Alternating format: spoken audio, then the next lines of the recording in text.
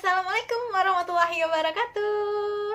Halo gengs, terima kasih udah klik video aku. Tapi sebelumnya aku mohon bantuannya buat klik tombol subscribe yang ada di bawah dan nyalakan lonceng notifikasi kalian agar kalian menjadi orang pertama yang tahu kalau aku upload video terbaru setiap minggunya. Terima kasih. Oke gengs, di video kali ini aku mau membahas tentang insiden Dyatlov Pass, dimana ditemukannya 9 orang mahasiswa yang sedang melakukan pendakian ke pegunungan Ural di Rusia, gengs. Nah, pada saat melakukan pendakian tersebut, mereka ditemukan keadaan wafat dan menggenaskan, gengs. Bagaimana ceritanya? Jadi, gengs, nama Dyatlov Pass, Dyatlov, ya gitulah, geng. Pokoknya tulisannya kayak Dyatlov gitu loh. Jadi nama Dyatlov Pass ini sendiri diambil dari nama pemimpin mahasiswa tadi, gengs. Dimana pemimpinnya ini bernama Igor Dyatlov. Jadi ini semacam kayak namanya kayak tribut lah kepada si mahasiswa ini loh, gengs, gitu. Nah, jadi pada tanggal 20 Februari 1959, gengs, terjadilah sebuah kasus di mana hilangnya 9 dari 10 mahasiswa yang sedang melakukan pendakian ke pegunungan Ural di Rusia, gengs. 10 orang mahasiswa ini, gengs, terdiri dari 8 orang laki-laki dan 2 orang perempuan, gengs. Sekelompok mahasiswa ini adalah mahasiswa teknik tingkat akhir dari Ural Polytechnic State University, gengs. Kabarnya mereka ini akan melakukan pendakian ke pegunungan Ural untuk merayakan hari kelulusan mereka, gengs. Mereka ini juga diketahui adalah para pendaki yang memang sudah profesional, gengs. Jadi mereka sudah terbiasa melakukan pendakian-pendakian ke pegunungan-pegunungan yang ke gunung-gunung yang lain gitu loh, gengs, sebelumnya gitu. Nah, jadi mereka ingin melakukan pendakian ke Gunung Ortorten, di mana gunung tersebut diketahui memiliki tingkat kesulitan berada pada kategori ketiga, gengs, yaitu yang sangat sulit, gengs, di mana untuk sampai ke gunung itu sendiri, mereka harus melewati perjalanan sekitar 300 km, gengs. Dan tidak itu aja. Diketahui pegunungan Ural ini sendiri, gengs, terkenal dengan cuacanya yang sangat ekstrim, gengs. Saking dinginnya nih, bisa mencapai suhu minus 22 derajat Celcius, gengs. Gue di kamar aja, gengs, yang kayak suhu 17 derajat Celcius aja udah nyampe pagi harus dimatiin AC-nya. Jadi, gengs, cerita ini dimulailah pada tanggal 27 Januari 1959, gengs. Dimana sekelompok mahasiswa ini memulai perjalanannya dari kota Ivdel menuju Vizay dengan menggunakan truk gitu loh, gengs. Nah, namun ternyata sesampai di kota Vizay, salah satu dari mereka yang bernama Yuryudin mengalami sakit, gengs. Teman-temannya yang lain dan si Yuryudin ini memutuskan untuk, oh ya udahlah, daripada nanti gue melanjutkan perjalanan membuat penyakit gue semakin parah dan takutnya ntar teman-teman gue malah jadi kayak menjadi beban buat mereka selama di perjalanan. Oh ya udahlah, dengan berat hatilah si Yuryudin ini kembali ke Vizay itu, gengs. Jadi ya udah, kayak kalian pernah dengar kan banyak cerita-cerita kayak ada insiden-insiden, kejadian-kejadian para pendaki yang pergi ke gunung, ternyata ada salah satu dari mereka tidak jadi pergi, dan itulah yang pada akhirnya menyelamatkan mereka, gengs. Begitu juga dengan si Yuryudin ini. Jadi karena sakit itulah yang menyelamatkan si Yuryudin ini tidak jadi untuk melanjutkan perjalanannya, gengs. Foto ini diambil ketika Yuryudin melepas kepergian teman-temannya, gengs, dimana mereka juga sempat berpelukan. Yang diketahui ternyata itu adalah pelukan terakhir perpisahan dari teman-temannya. Jadi di kawasan Vizay ini sendiri, gengs, terakhir dihuni oleh sekelompok kaum minoritas yang dinamai kaum Mansi, gengs. Dimana arti kata Mansi ini sendiri adalah jangan pergi ke sana, gengs. Nah, ngeri nggak tuh? Udah dilarang jangan pergi ke sana, ngapain kalian ke sana? Astagfirullah. Udah. Jadi karena mereka sekelompok orang ini kayak mereka terlalu excited ingin sampai ke Gunung Ortorten nih gitu, apapun halangan dan rintangannya gue harus sampai ke puncaknya. Karena nanti kalau sampai di puncaknya itu, lu kayak pernah ngebayangin sih nggak sih, kayak itu tuh mencapai kayak suatu kepuasan lu gitu loh. Lu udah mendaki pegunungan tertinggi dengan kategori yang sangat sulit medannya, gengs. Gitu. Jadi mereka pun nggak mengindahkan maksud arti dari mansi ini, gengs. Jadi mereka tetap melakukan perjalanan nih, gengs. Nah, di dalam perjalanan, di saat melintasi alam liar Gunung Ortorton ini, gengs, mereka pun sempat mendengar cerita-cerita kuno yang lumayan mengerikan, gengs. Dimana di cerita itu dikatakan bahwa pernah terjadi suatu kejadian, yaitu para pemburu mansi ini dibunuh dalam keadaan yang misterius, gengs. Namun sayangnya, gengs, sekelompok mahasiswa ini memang mereka kayak nggak menghiraukan, oh ya udah itu cuma cerita kuno lah gitu. Jadi mereka pun melanjutkanlah perjalanan mereka menuju alam liar Gunung Ortorton. Perjalanan mereka ini diperkirakan akan berlangsung selama 16 hari gitu, gengs. Jadi diprediksi pada tanggal 12 Februari 1959 mereka pun udah kembali gitu, gengs. Namun sayangnya pada tanggal 20 Februari 1959 sekelompok mahasiswa ini pun gak balik-balik, gengs. Sehingga membuat para orang tua mereka merasa khawatir karena tidak bisa dihubungi gitu. Jadi para orang tua melaporkanlah kasus kehilangan ini ke pihak otoritas setempat, gengs. Nah, setelah mendapat laporan tersebut, pihak otoritas pun memulai membentuk tim pencarian yang terdiri dari pihak polisi, tentara, bahkan juga Ural Polytechnic State University ini juga membentuk tim pencarian, gengs. Itu kerja pihak otoritas setempat, gengs. Nah, setelah dilakukan pencarian selama 6 hari, gengs, barulah tim pencarian menemukan titik terang, gengs, dimana tim pencari menemukan adanya tenda yang sudah tertimbun oleh salju, gengs. Spekulasi sementara kayak gini loh, gengs. Mungkin selama perjalanan menuju Gunung Ortorton ada hujan badai yang cukup besar sehingga membuat mereka harus mendirikan tenda di tempat yang di luar dari tempat yang harus mereka lalui gitu loh, gengs. Tapi kenapa juga di luar tempat yang harus mereka lalui, gengs? Kenapa nggak di sekitar perjalanan yang memang harus mereka lalui ya? Mereka masang kayak tenda gitu. Nah, bikin jadi pertanyaan nih, gengs. Ternyata di dalam tenda itu terdapat adanya kayak robekan-robekan bekas kan benda tajam gitu loh, gengs.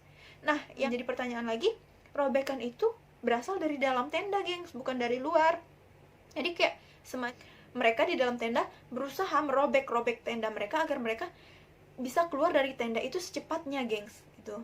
Selain itu di dalam tenda pun ditemukan kayak makanan-makanan mereka yang memang kayak masih cukup banyak lah, gengs. Dan juga ditemukan kayak barang-barang bawaan mereka, gengs. Tim pun mulai melakukan pencarian di sekitar tenda, gengs. Berjarak 2 km dari tenda tersebut ditemukanlah 2 jasad mahasiswa tadi, gengs. Dimana 2 jasad mahasiswa ini ditemukan dalam keadaan yang hanya menggunakan celana dalam. Di cuaca yang sedingin itu, se-ekstrim itu, cuman menggunakan celana dalam, gengs. Sekitar 100 atau 200 meter dari ditemukannya jasad 2 orang tadi, ditemukan lagi jasad 3 orang pendaki ini ditemukan dalam keadaan yang memang berpakaian, cuman tidak lengkap gitu loh, gengs, pakaiannya mereka. Dan diketahui kalau 3 jasad ini dalam keadaan tidak bisa melihat. Pada bulan Mei, setelah salju mulai mencair, ditemukan lagi lah 4 orang jasad para pendaki itu, gengs. Dimana 4 jasad yang ditemukan itu dalam kondisi yang mereka berpakaian lengkap, gengs.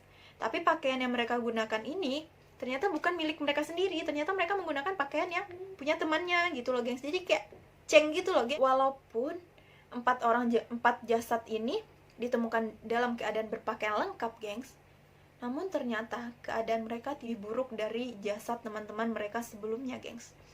Dimana kedua belah matanya sudah tidak ada, bahkan ada yang lidahnya pun terpotong, bibirnya terpotong, gengs.